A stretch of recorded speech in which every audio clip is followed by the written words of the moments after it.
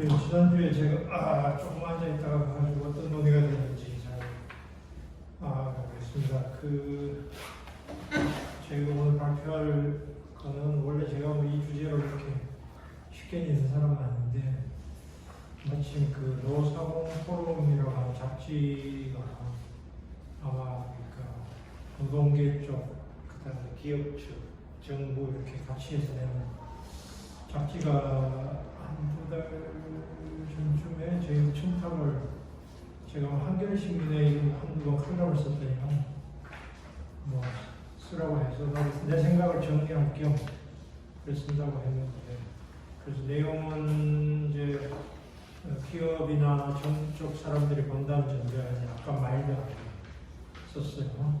그렇게 했지만 내가 그렇다고 해서 특별히 급진적인 생각을 가지고 있는 것도 아니고 그런 생각이 아직 정립된 건 아니지만 톤을 조금 그 사람들을 읽는다는 전제하에서 썼다는 걸 생각하시면 돼요. 그리고 내용은 다 평범한 내용이고 우리가 다 알만한 내용이고 외국에서 담론들이 굉장히 많이 쏟아져 나와서 그거 따라가기도 좀 그렇고 그 중에 일부 이제 조금 기억에 나는 것들을 참고해서 그렇게 정리했습니다. 머리가 그냥 넘어가고 그 다음에 이쪽에부터 보시면 재난이 이제 흔히 재난 자본주의라고 이야기하는데 재난의 변수가 우리가 자본주의에서 고려하지 않았는데 그 재난 변수를 조금 더 심각하게 고려하는 계기가 된 것이 아닌가. 우리가 이제 영미식 자본주의도 그렇고 복지국가도 그렇고 기본적으로 재난에 대해서는 예외적인 현상으로 치부를 했는데 실제로는 이 재난이 자본 축적의 중요한 일부로 들어와 있다는 걸 자각하게 한 계기가 아니겠는가 이렇게 생각되고, 그 다음에 오는 재난은 이제 기후위기하고 식량위기, 물부족 이 세 가지가 이제 닥쳐 있는 것이고, 그리고 이런 전염병도 또 올가을 혹은 내년 계속 올 가능성도 있어서 이 재난의 문제를 어떻게 이 자본주의의 전체 이해 속에 집어넣느냐, 이게 이제 심각한 지금 이번 계기로 우리가 다시 한번 깨닫게 되었던 것 같아요. 그리고 이제 세계화의 모순도 드러냈고, 그 다음에 이제 신자유주의 이 세 가지 자본주의 자체 세계화, 그 다음에 신자유주의 이 세 개가 전부 다 문제점을 드러낸 상황입니다. 그래서 이제 그 대표적인 게 이제 마스크 의료장비 부족의 현상들. 브라질 같은 경우도 지금 간호사들이 제일 감염이 많이 돼가지고 사망도 많이 하고 있는데 실제로 마스크를 쓰지 못하는 상황. 미국, 브라질에 이런 상황이 초래된 것 같아요. 서쪽에 보면은 그리고 이제 미국, 브라질, 그 다음에 유럽 국가들 피해가 큰 나라들 보면 지금 사망자 숫자로 본다면은 이제 미국이 10만 명 좀 넘었고, 그 다음에 영국 이렇게 되고 지금 브라질이 거의 좀 따라갔을 거야. 브라질이 2위가 됐습니다. 그래서 이제 구태의 이 세 나라 공통점을 들자면 지금 우파 지도자들이 등장을 해서 실제로 이제 이 영국 같은 경우는 물론 민영화는 아니죠. 국유화하긴 하지만 의료에 대한 투자가 현저하게 축소하고 의사들 숫자가 부족하고, 이탈리아 같은 경우도 의료 의사들, 간호사들 숫자가 태부족이고, 그러나 공공의료 지출은 한국보다 높아요. 이탈리아 같은 경우. 미국 같은 경우는 이제 기본적으로 이제 보편적 의료보험의 부재와 이런 현상들이 이제 초래된 것이라고 생각이 돼요. 그리고 이제 더 중요한 것은 지도력 문제인데, 미국과 브라질의 이 두 지도자들은 사실상 포기한 거 처음부터 포기한 걸로 저는 봐요. 그러니까 결국은 일정한 숫자는 죽을 수밖에 없다는 전제 속에서 출발했고, 이게 이제 일종의 뭐라고 신자유주의 하에서 국가가 보호할 수 없거나 보호 관심 밖에 있는 사람들은 애초부터 잉여로 취급했던, 그게 이제 이 사람들의 발언에서는 되게 드러나는. 그래서 어떤 사람이 이걸 학살이라고 표현하더라고요. 그래서 뭐 어차피 죽을 사람은 죽는다, 이런 식. 이 사람들 다 살릴 수 없다. 그러니까 국가가 일종의 애초부터 가지고 있던 신자유주의 국가의 일종의 일정한 국민은 포기하는 이런 정책이 이번에 그냥 드러난 게 아닌가 이렇게 생각이 됐고, 유럽 국가들은 이제 그 상대적으로는 공공의료 체계가 완비된 것으로 알려졌지만, 뚜껑을 열어보니까 이제 남유럽 국가들, 특히 스페인, 이탈리아 피해가 컸고 프랑스 포함 이런 현상들이 초래되었는데, 이제 이 원인은 여러 가지로 분석을 할 수 있을 것 같아요. 이 이제 자유주의 이런 경향으로 보기도 하고, 그 다음에 이제 최근 한 20년 동안의 신자유주의의 영향도 있을 수 있겠고, 또 이탈리아 같은 경우는 국지적으로 초기에 그 말하자면 의료 수요가 폭증함으로써 사실상 그 우리나라 초기 대구에서 발생했던 것처럼 치료받지 못해서 죽는 사람들, 이탈리아가 지금 몇 상황인지 모르겠는데, 그 중에 상당수는 코로나 환자가 아닌 사람들이에요. 그러니까 예를 들면 뭐 4만 명이면 한 2만 명은 그냥 그 치료받던 사람인데 치료를 못 받아 죽은 경우예요. 그게 이거 미국도 비슷할 거예요. 미국도 10만 명이면 10만 명이 다 코로나로 죽은 게 아니고 그 중에 한 3만 명 정도는 치료를 못 받아 죽었어요. 그런 그 통계가 있는지 잘 모르겠어요. 코로나 사망하고 그 병원 이 의료 수요의 폭증으로 인해서 이렇게 감당이 안 돼서 죽은 사람들하고 어쨌든 그런 상황이고, 그래서 이제 그 실질적으로 이제 가장 그 인치격탄을 맞은 사람들은 그 취약계층인데요. 그러니까 대면적인 노동을 할 수밖에 없는 사람들, 이런 사람들이 이제 가장 감염이 많이 됐고, 노인 변수를 통제한다면, 이거 아직 통계가 안 나왔기 때문에 할 수 없는데, 노인 변수를 통제한다면 아마 틀림없이 인종 변수가 이제 제일 클 거고, 미국 같으면. 그 다음에 인종 변수하고 노인 변수를 통제하면 아마도 바로 이 그 대면적인 노동을 할 수밖에 없는 사람들이 제일 클 것이다. 이런 통계는 아직 안 나온 것 같아요. 이런 어디선가 조사를 하는지 잘 모르겠어요. 이 부분은. 그리고 이런 과정에서 어쨌든 그 EU라고 하는 이제 유럽 공동체도 거의 허물어지는 양상들을 보였고, 또 미국도 이제 적나라한 자국 이기주의, 그다음에 이제 국가주의로 회귀하는 모습들, 이런 것을 보이고 있고요. 최근에는 이제 이게 이주 노동이 어려워지니까 생산 체계가 상당히 흔들리게 되고, 특히 유럽 국가들 같은 경우는 이제 이 아프리카 북부의 농업 노동에 상당히 의존하고 있는데, 프랑스의 와인 제조 같은 경우는 거의 알제리나 이쪽 티니지 이쪽 노동자들이 의존하고 있는데, 이 사람들이 올 수가 없으니까 자국의 청년들이 농촌으로 다시 회귀하는 양상들이 보이고 있고, 일부 노동력이 없어서 농사를 못 지으니까. 그래서 어쨌든 그동안 우리가 이제 버려졌던 산업들이 결국은 필수 산업, 필수적 사회를 유지하기 위해서 꼭 필요한 산업들에 대한 문제의식이 다시 환기가 되고, 그쪽에 대한 그 산업 유지하는 이런 문제들이 아마 논의들이 조금씩 진행되고 있는 것 같아요. 그런 부분들이 지금 보이고 있는 것 같습니다. 한국과 동아시아의 방역 성공을 어떻게 볼 것인가 꽤 논란인데요. 지금 최근에는 뭐 이제 여기 몇 가지 유형을 제가 적어놨는데, 국경 폐쇄형 있고요. 그 다음에 일상봉쇄형, 생활 방역형, 확진자 추적 대량 검사형, 이렇게 제가 이제 분류를 해봤어요. 분류를 해봤는데, 이런 게 뭐 별로 과학적인 분류는 아닌데 그냥 현상적인 분류인데, 어쨌든 국경 폐쇄와 일상 봉쇄를 하지 않는 나라 중에서 한국이 비교적 성공한 나라이고, 생활 방역형을 택한 스웨덴도 사망자 수가 굉장히 늘어났어요. 그래서 이것도 아직 그 현재 진행 중이기 때문에 그 판단하기 이르고요. 그 다음에 브라질, 에콰도르, 그 다음에 아프리카 같은 경우는 거의 의료 체계가 작동을 안 한 나라이기 때문에 뭐 거의 사망자 시체를 거의 버리는 그런 상황에 속한다고 생각해요. 근데 상대적으로 아시아 국가들이 굉장히 성공을 한 건 사실인데 이걸 이제 어떻게 볼 거냐의 문제는 굉장히 큰 논란거리가 돼요. 어떤 사람은 최근에 이제 약간 웃기는 이야기로 쌀밥 먹는 나라들이 다 성공한다는 거지. 그래가지고 이 쌀밥의 방역에 상당한 효능이 입증됐다. 이렇게 웃기는 이야기까지 하고 있어요.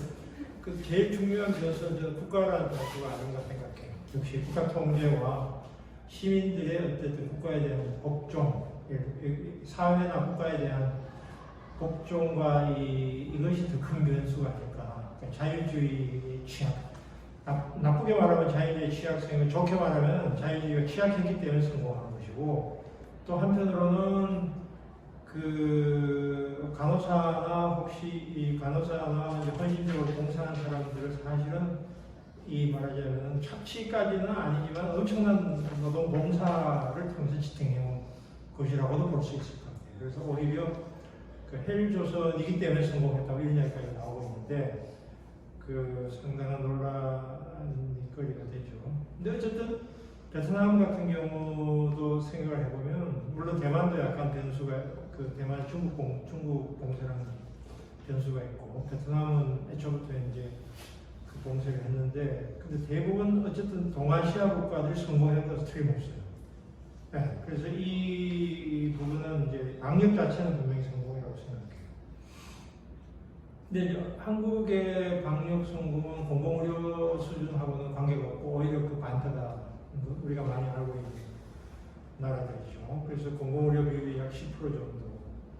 대구 같은 경우 특히 그렇게 해서 초기 대구에서 그런 식으로 해서 사망한 사람들이 꽤 있었죠.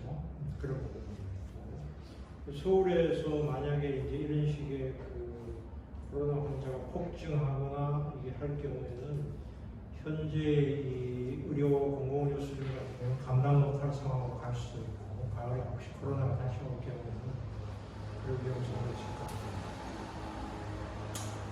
그래서 어쨌든 시스템이 구태여 한국 시스템이 있다면은 결국은 이제 보편적 의료보험이 하나의 중요한 계기였고 메르스 대처의 경험 이런 것들이 있을 수가 있을 겁니다.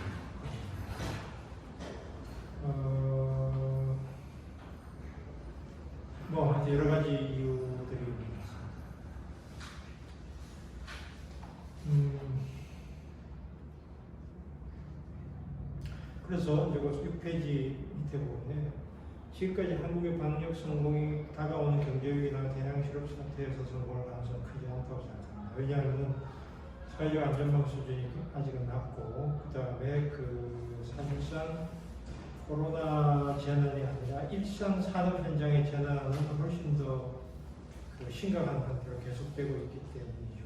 그래서 뭐 산재 현장에서 죽는 사람이 약 900명, 그 다음에 병으로 죽는 사람 포함하면 1년에 한 2,300~400명이 지금 산재로 죽고 있죠. 그런 상태를 생각해 볼 수가 있을 것 같고요. 그 다음에 이제 실업보험이나 고용보험 받는 사람이 취업자의 반 정도에 불과하고, 사회적 안정망이 취약하다. 그래서 이제 가장 약한 고리에서 경제위기 충격이 시작되는데 지금 제가 오늘 어떤 정부의 조사를 만났는데 제일 지금 타격이 심한 것은 20대 여성들이라고 합니다. 20대에서 30대 초반. 우리 집에도 지금 청년 실업자 한 사람이 있는데 그러니까 노동시장에 아직 정규직으로 제대로 진출 못한 대부분 20대가 그렇지 않습니까? 20대에서 30대 초반은 거의 정규직으로 진출 못하거나 약간의 그 비정규직이나 파트타이머나 프리랜서나 이런 사람들인데 이 사람들이 지금 제일 심각한 직격탄을 하고 한국은 지금 그렇다고 그런 상태고요. 그리고 이번 방역이 어떻게 성공적이라고 본다면 가장 제일 중요한 변수 중에 하나는 문재인의 리더십이라기보다는 이재명 박원순의 존재라고 보는 게 냉정하게 맞을지도 모른다. 그 초기에 그 진단키트 생산하는 것은 서울시장이 서울역에서 민간업체들하고의 대비한 것이 있었고, 그 다음에 일일 보고체계, 처음에는 하루 2번 보고체계를 만드는 것은 박원순 시장의 요청이었고, 그 다음에 이제 감염자 추적이나 이런 부분들은 이재명, 어쨌든 경기도와 서울시가 버티고 있었고 중앙정부는 얹혀 있었던 부분이 크다. 그렇게 봐야 되기 때문에 지방정부의 역할에 대해서 한번 우리가 다시 살펴볼 필요가 있다. 사람들이 잘 주목을 하지 않는 경향도 있고, 결국은 그 성과가 이제 물론 그런 부분들을 받아들인 이제 문재인 정부의 부분을 우리가 인정할 수 있겠죠. 그런 부분은 많이 있는 것 같아요. 그 다음에 이제 7쪽에 이제 여기서부터 우리가 이제 같이 한번 논의를 해볼 이야기인데, 포스트 코로나가 어떻게 될 거냐라고 하는 것인데, 이제 탈세계화 이야기가 지금 나오고 있죠. 그래서 이제 월드 벨로가 이제 이 시나리오를 몇 가지를 지금 제시하고 있어요. 그래서 코로나 바이러스 이후 전망을 이전으로 완전 복귀하는 형, 뉴노멀 상태로 현재 지금 많이 이야기되고 있는 어느 정도 거리두기와 또 어느 정도 대면적 관계가 이제는 깊이되고 비대면이 일상화되고 하는 그리고 이런 이제 뉴노멀 상태가 유지되는 경우, 그 다음에 새로운 시스템이 구축되는 경우, 그 다음에 네 번째는 보수반응으로 가는 경우, 이제 네 가지를 지금 이야기를 하고 있습니다. 그래서 여기서 이전이라고 하는 것은 이제 과거와 같은 신자유주의 세계화 질서를 그대로 나가는 것이고, 뉴노멀은 이제 이것을 극복하기 위해서 기본소득이나 사회적 안전망을 좀 확충시키면서 이제 자본주의 체제는 유지되되 이제 조금 더 이렇게 그 새로운 형태의 자본주의로 가는 방안. 그 다음에 새로운 체제라고 하는 것은 친환경적이고 지속 가능한 경제 체제로 이제 전환하는 경우. 이제 이런 세 가지. 그러니까 네 번째는 이제 보수 반동은 그 뒤에 이야기가 나오길 텐데요. 2008년의 경험을 보면 리먼 브러더스 이후에 그 자본주의를 개혁한 것이 아니라 보수 반동으로 갔다는 그 보는 평가가 지배적인 것 같아요. 그러니까 미국에도 트럼프가 들어갔고 브라질도 그렇고 영국, 프랑스 거의 다 이런 식으로. 그래서 이걸 이 상황을 낙관적으로 볼 거냐 비관적으로 볼 거냐인데, 어쨌든 이 채널이 시장주의나 자유주의 기조를 약화시킬 것이라고는 대다수 사람들이 이야기를 하는데, 그리고 또 좀 더 낙관적으로는 경제에 대한 사람들의 생각, 우리가 평소에는 생각하지 못했던 우리가 배달노동 같은 경우, 실제로 우리에게 가장 중요한 도움을 주는 사람들이 얼마나 소중한 존재인가를 이제 우리나라 같은 경우는 지금 사재기 같은 경우는 없습니다. 외국에 같은 경우는 그런 문제가 되게 커졌기 때문에 이 서비스, 개인 서비스라든지 이런 것이 얼마나 중요한지 이런 부분들을 생각하면 이 노동의 중요성을 깨닫게 되었다. 뭐 이런 이야기까지 지금 나오고 있어요. 그리고 이제 그 시장 만능주에 대한 회의감이 커져가지고 보편적 의료보험 제도의 중요성, 그 다음에 국내 제조업 생산 부품 공급망 확보. 지금 당장 우리나라도 경기도에서 지금 부품 국산화를 위해서 지금 이재명 씨가 지금 드라이브를 걸었어요. 그래서 제조 부품을 이제 일정한 기간 내에 국산화하자. 지금 이제 작년 일본 항공기 무역 분쟁이 생겼기 때문에 이런 이제 부품 국산화 이야기가 지금 강하게 나오고 있습니다.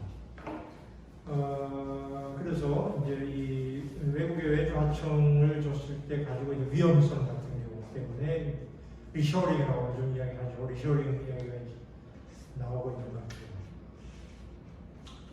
같아요. 근데 물론 사실은 이런 보호무역주의나 국가주의 경향은 이미 트럼프가 들어서면서부터 시작된 것이죠. 이미 새로운 것이 아니고 시작된 것이 이제 그 기조가 더 강화되면서 지금 중국과의 무역 분쟁을 하고 중국에 가 있는 미국 회사들 이제 되돌아오게 하고 화해의 문제 이제 지금 제기하고 지금 그러고 있습니다. 그리고 이런 상황이 있는데 어쨌든 이런 뭐 여러 가지 변화들이 이제 그 지구가 어떻게 서로가 연결되어 있는가에 대한 사람들의 자각을 갖게 만드는 것도 있고, 한 개인의 행동이 어떻게 해서 이 사회 전체를 굉장히 흔들 수 있는가 또 깨닫게 만드는 측면도 있고, 여러 가지 긍정적인 측면도 있는 것 같아요. 그리고 그 원거리의 이동이 부담스러워지면서 이제 결국은 대안은 로컬리즘이다라고 하는 이제 그런 주장도 나오고 있습니다. 출퇴근이 매일 출퇴근이 아니라 일주일에 반 정도 하게 될 경우에는 구태여 교통 편리한 데를 밀집해서 살 필요가 없어지는 그런 문제가 생기게 되고, 대형마트를 이용 안 하게 되면서 동네 시장을 더 선호하게 되는 그런 경향도 지금 부분적으로 나타나고 있어요. 그리고 지역 단위에서의 필수품 공급이 가장 중요하다. 이게 결국은 로컬에서 공급되는 체제가 지속 가능한 체제다. 뭐 이런 식의 문제의식도 지금 제기가 되고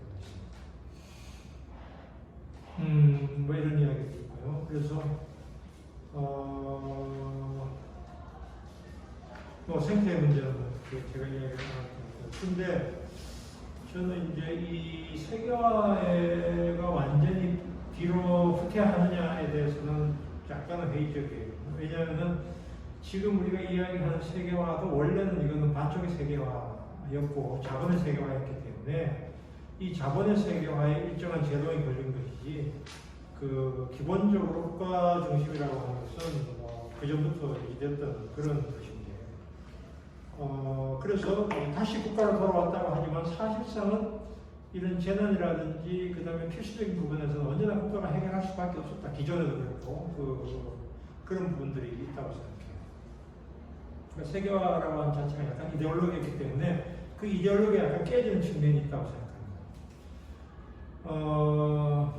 그래서 이런 식의 이제 탈세계화라고 하는 경향이 과연 이제 그 어느 정도 가능할까, 이게 지금 놀라운데, 저는 이제 이미 생산 이 가치 사슬이 세계적으로 이렇게 연결되어 있는 상태를 완전히 역전시키는 것은 불가능하지 않을까. 이미 반도체 같은 경우도 그렇고 자동차도 그렇고, 이게 한국에 다시 들어와서 뭐 자동차 산업이 유지될 수도 없고, 그게 이미 그쪽에 이 세계적인 그 국제분업적인 상황이라든지, 그 다음에 부품 공급 체계가 완전히 한국으로 다시 돌아와서 할 수 있는 것이 현실적으로는 어렵다. 그리고 미국의 기업들이 중국하고의 관계에서도 금융이나 이런 부분들이 연결되어 있는데, 이것이 이제 국가 중심적으로 가는 것은 현실적으로 어렵지 않을까, 이런 생각이 되고요. 그래서 탈신자유주의나 탈세계화가 약간의 제동은 걸리겠지만 세계화 이전으로 되돌아가기는 어렵다. 저는 그렇게 보는 편입니다. 그 이유는 지금 이게 코로나 위기라는 게 사실은 준 전쟁이긴 하지만 대량의 파괴를 수반한 전쟁은 아니라는 겁니다. 그 점을 봐야 되는데, 준 전쟁 상태에서 이제 대규모의 국가의 재정 지출과 사회적 타협이나 새로운 사회 시스템이 고안이 되는데, 코로나가 과연 전쟁과 같은 대량의 파괴 이후에 이런 재건 같은 그런 식의 드라이브를 걸 수 있는 기반을 만들어줄 것인가, 그게 조금 회의적이다. 우선 그 회의의 가장 중요한 근거는 이 심각한 불평등이나 양극화를 교정할 정치 세력이나 사회 세력이 없다. 없다고 하면 좀 과도한 표현이겠지만, 어디를 둘러봐도 그 세력들이 특히 노동 세력이죠. 노동 세력이 너무나 취약하고 완전히 파편화되어 있기 때문에 그 정부의 입장에서도 타협을 해야 될 별로 큰 이유가 없을 수도 있다. 양보를 해야 될, 그 노동 세력이 양보를 해서 예를 들면 UD처럼 노조를 확보한다든지, 그다음에 조세 부담률을 높인다든지, 이런 식의 할 내적인 동력이 나타나. 그래서 이제 2008년 이후에도 보면 초기에는 긴급 케인지주의를 강조하다가 약간 시간이 지나니까 다시 선회를 하는 전례가 있다고 생각합니다. 그래서 이런 모르겠어요. 이게 이제 코로나가 다시 가을에 또 내년까지 계속될 경우에는 어떻게 될지는 알 수는 없지만 현재로서는 이 자본이 그렇게 대폭 양보를 해야 될 그렇게 강한 이유는 별로 없는 것 같다. 이런 생각이 들었습니다. 그리고 또 하나 이제 미국이 이 안보국가를 처리해야 된다라고 하는 담론이 내부에서는 좌파들 사이에서 나오고 있습니다만 과연 트럼프와 그다음에 민주당이 안보국가 체제를 허물 것이냐 이것도 회의적인.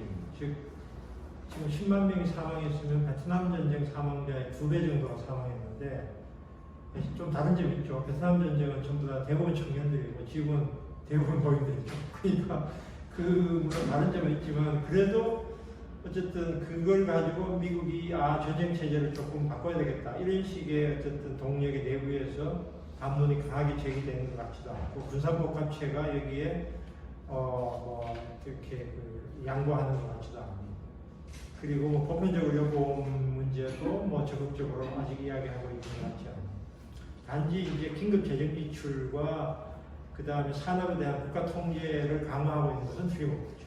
그건 과거의 뉴딜과 매우 유사한 양상을 보여주고 있습니다. 그래서 어쨌든 이런 상황이 있고요. 그리고 이제 아까 벨로가 이야기한 네 번째 시나리오, 보수 반동이 이제 강화될 것이다라고 하는 부분인데 지금 이제 혐오 범죄가 창궐하고 있죠. 이제 유럽에서 굉장히 심하고요. 미국도 굉장히 심한데 이것이 신나치와 같은 세력으로 다시 등장할 정도의 심각한 상태는 아니지 않을까 이런 생각이 듭니다.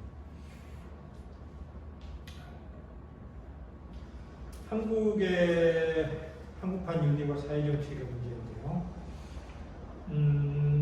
우리가 이제 굉장히 물론 이제 재난 기본소득이 본래적인 기본소득은 아니고 일시적인 것이긴 하지만 지금 그동안 이제 운동 진영에서 쭉 제기해왔던 기본소득이나 지역화폐 같은 경우가 코로나를 계기로 해서 거의 전격적으로 도입되는 것은 굉장히 놀라운 거다. 그래서 결국은 코로나 위기가 사람들로 하여금 이 정도의 조치는 받아들일 준비가 되어 있다. 그리고 비공식적인 조사인데 서울시에서 고용보험, 전국민 고용보험 도입에 대한 여론조사를 했는데 73%가 지지했다고. 그러니까 이 사람들이 이제 이런 과거 같으면은 사회주의라고 막 공격을 했을 이런 정책에 대해서 이 재난이 사람들로 하여금 그거를 받아들이게 한 좋은 계기가 된 것은 틀림없는 사실입니다. 그래서 재난이 위기이긴 하지만 굉장히 중요한 기회다. 영국의 베버리지 보고서도 42년 전쟁 중에 만들었거든요. 전쟁의 포화 중에서 이런 사회적 안전망이라든지 대책이 마련되기 때문에 지금이 그거를 재개할 수 있는 굉장히 좋은 타이밍입니다. 틀림없다. 이렇게 생각합니다. 근데 현재 문재인 정부가 내놓은 정책들은 오히려 이제 박근혜 정부 때부터 계속해왔던 삼성을 비롯한 재벌 기업의 민원 처리적인 성격이 굉장히 강하고 원격 교육이나 원격 의료, 그다음에 바이오 산업 이런 이야기하는 것이 대표적이죠. 그래서 규제 현파 이야기하는 거 이런 것들이 고용보험의 전국민 확대나 몇 가지 일체라고 녹색 뉴딜을 지금 아마 청와대에서 논의하고 있는 것 같아요.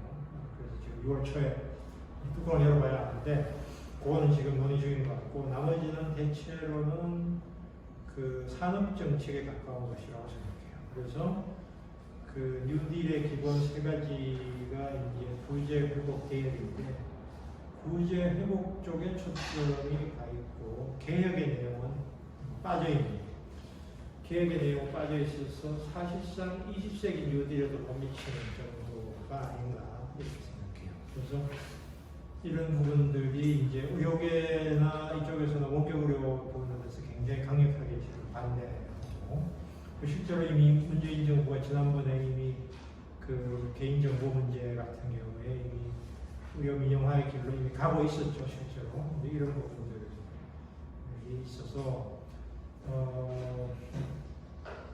그런 이제 현재 정부의 정책을 그런 것들.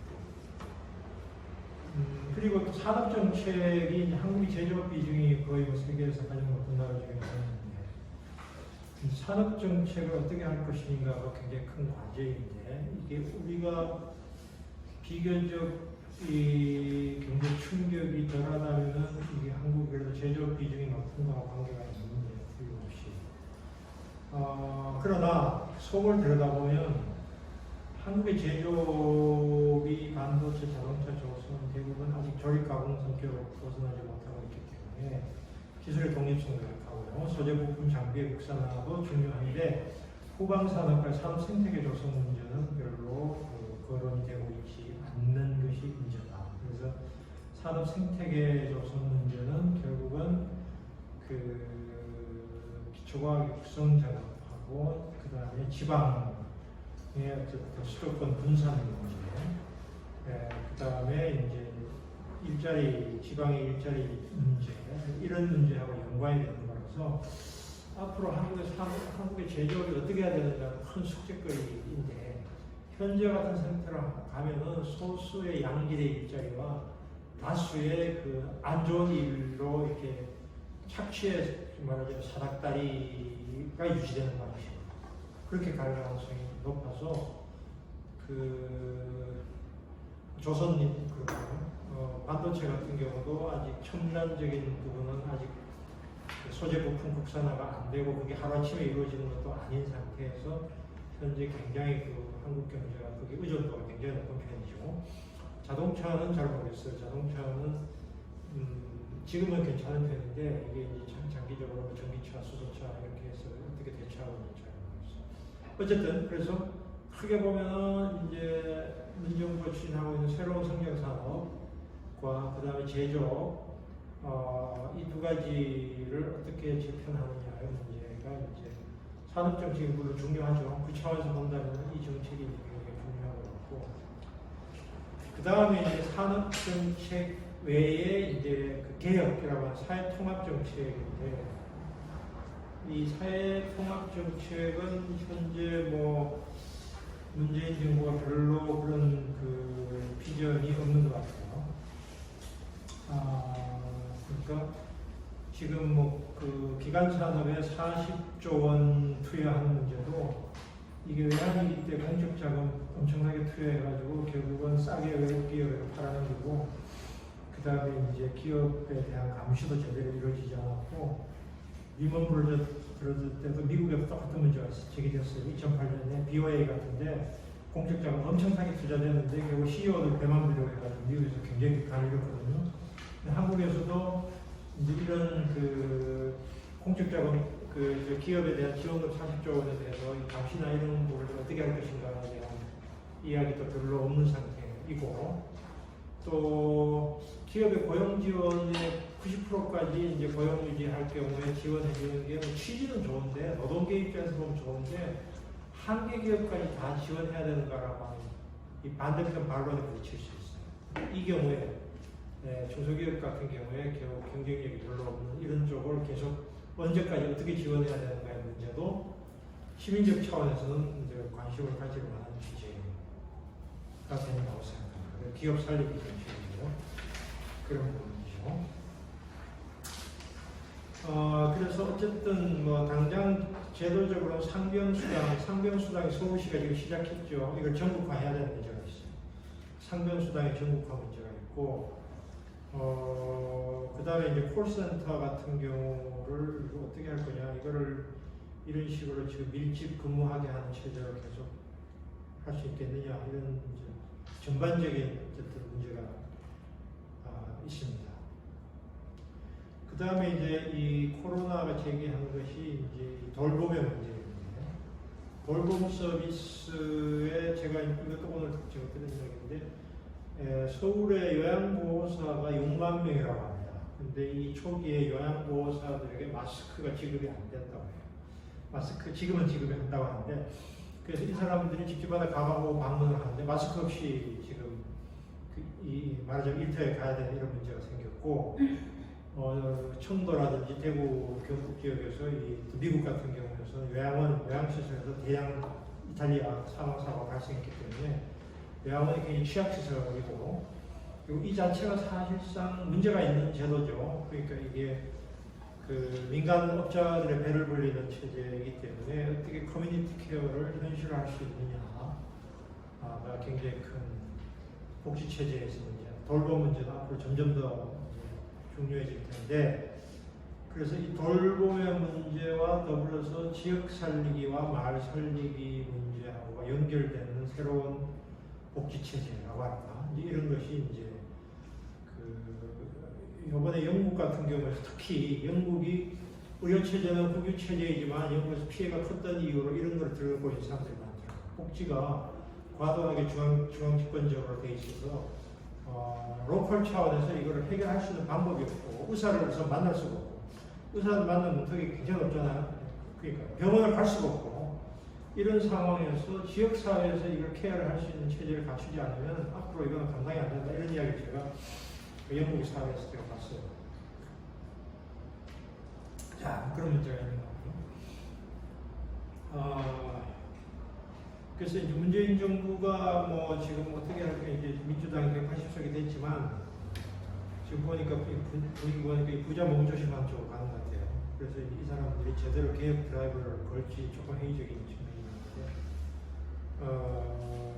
그래서 과연 이런 식의 이제 임기 중반을 넘겨가지고 문재인 정부가 그런 식의 철학적인 비전을 세울 수 있을까, 힘들 것 같다. 약간 비관적이긴 한데, 어쨌든 이제 시민사회 쪽에서 이제 강력한 이 지금 담론이나 대안을 제시할 타임이다, 지금이. 이제 그런 생각이 들고, 의원들을 초기에 아예 설득을 해가지고 입법 작업을 어떻게 할 것인지, 것인데, 이제 그러려면은 사실은 한국적, 오늘의 주제이기도 한 코로나 이후의 한국적 복지체제, 혹은 유럽적 복지체제를 넘어서는 한국형 모델을 어떻게 만들 거냐가 큰 숙제인데, 누구도 여기에 대한 큰 그림을 그리지 못하고 있고, 그런 상황인 것 같아요. 그래서 이제 그 공공성 문제가 중요하긴 한데, 무조건 특대고 공공성을 강조할 수도 없는 것이 이제 바로 유럽의 사례에서 볼 수 있듯이 공공성이 굉장히 경직된 측면이 있단 말이에요. 그리고 한국에도 이게 민관 협력이 분명히 장점이 있단 말이죠. 이걸 어떻게 할 거냐, 이런 문제가 있는 것 같아요. 어쨌든 뭐 이런 상황에 지금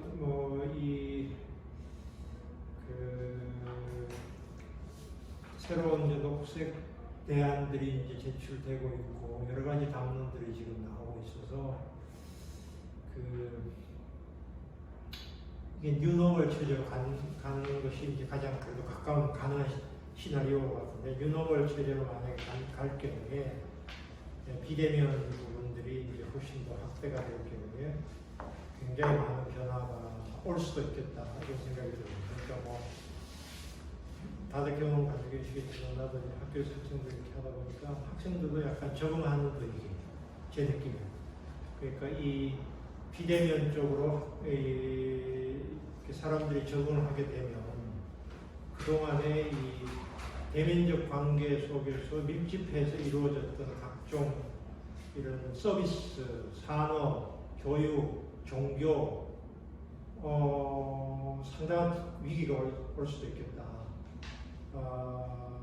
모든 대학이 이렇게 사이버 대학으로 변하느냐, 이런 문제까지도 생각을 하고 있는데, 그래서 지금 이제 우리가 한 몇 개월 겪으면서 굉장히 사람들의 미묘한 변화들이 이제 오고 있고, 심지어 지금 제가 아무래도 이 학교에 있다 보니까 교육 문제자로 신경 쓰게 되는데, 중고등학교 같은 경우는 사실은 대학보다 이 문제가 더 심각해요. 교사들은 애들 보고 싶어 하는데 애들은 교사 보고 싶어 하지 않습니다. 정말입니다. 애들은 위험해서가 아니라 이게 좋다는 거예요. 정말로. 좋은 이유는 여러 가지가 있어요. 그래서 정말 이렇게 할 경우에는 학교의 존립에 대해서도 이제 근본적인 회의가, 우리가 이렇게 수십 명씩 모여있는 교실에 과연 애들 때려 넣어가지고 이런 식의 제도가 맞느냐라고 하는 이 만약 이 근대 문명의 몇 가지 중요한 거점들에 대한 성찰들이 아마 제기될 수도 있겠다. 그래서 뭐 이게 신중세주의 이야기 나오는데 지금 신자유주의가 원래 신중세주의라고 말은 하는데 신중세주의적인 게 더 강화될지도 모르겠다. 예를 들면 뭐 교수, 교사와 학생들 관계로 튜터 시스템을 한다든지 뭐 이런 부분들. 그래서 이게 몇 달 더 지속이 되면 아마 이런 이야기들이 더 본격적으로 나오지 않을까. 물론 우리가 살다 보면 꼭 대면적인 관계를 유지해야 되는 부분도 있죠. 그렇지만 불필요한 대면을 줄이려고 하는 경향들은 커질 것 같다. 이걸 왜냐하면 경험했기 때문에 사람들이. 그런 부분들 되면은 이 산업 자체나 일상 자체에도 꽤 많은 변화가 오고 많은 사람들이 이야기하듯이 이 코로나 이전으로 완전히 100%는 안 돌아갈 가능성도 있다. 이렇게 됐을 경우에 우리의 삶의 질서와 이런 건 어떻게 될까? 산업 문제, 뭐 여러 가지가 연관이 되는 것 같아요. 그래서 하여튼 모르겠어요. 나는 뭐 그냥 이런 그 쭉쭉 나오는 이야기들을 좀 약간 정리한 정도이고, 그래서 한국이 뭐 지금 시점에 조금 새로운 어쨌든 담론이나 정책을 내세워야 될 상황인데 현재 민주당이나 문재인 정부는 제가 봤을 때는 그럴 정도의 영향이 없다. 영향이 없고 어디에 그러면 누가 제시할 수 있을까? 좀 그런 좀 답답한 부분이에요. 그래서 좀 이렇게 화상으로라도 좀 활발한 토론들이 앞으로 좀 진행이 되면 좋을 것 같아요. 그렇게 되면서 현장의 이야기들도 계속 그렇게 하면 좋지 않을까. 제 이야기는 저도 마치겠습니다.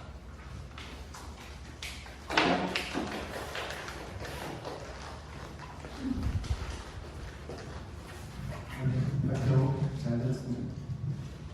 발표와 관련한 이야기도 좋고요. 아니면 다른 의견도 좋을 것 같은데, 들어가서 질문이나 그리고 이제 의견이나 이런 것도 있으면 좀 같이 이야기를 나눌 수 있는 그런 시간을 좀 갖도록 하겠습니다. 먼저 질문 있으면 먼저 좀 말씀해 주세요.